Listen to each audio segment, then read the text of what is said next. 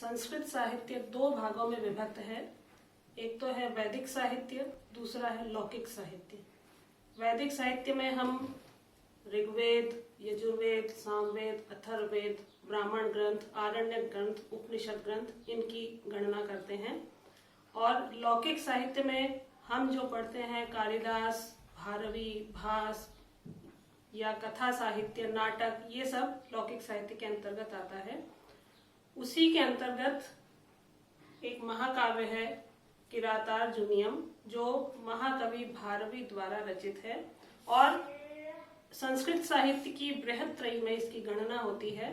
और 18 सर्गों का ये महाकाव्य है, जिसमें नाम से ही जैसा समझ में आता है कि किरात और अर्जुन का संवाद है। और इसमें 18 सर्गों में भारवी ने अपना उनका जो अर्थ गौरव है उसका परिचय दिया है। भारवे रर्थ गौरवम, ये उक्ति प्रसिद्ध है। तो उसके अंतर्गत इन्होंने उस कथा को 18 सर्गों में निबद्ध किया है।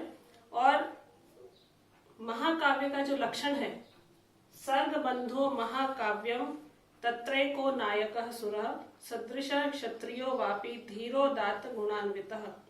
बहुत सारे इसके लक्षण दिए गए हैं महाकाव्य के, कि सबसे पहला तो वह है कि सर्गों में निबद्ध होना चाहिए और नायक जो है वो सुर होना चाहिए, राजा होना चाहिए या देवता होना चाहिए। 30 से कम और 100 से अधिक उसमें श्लोक नहीं होने चाहिए प्रत्येक सर्ग में।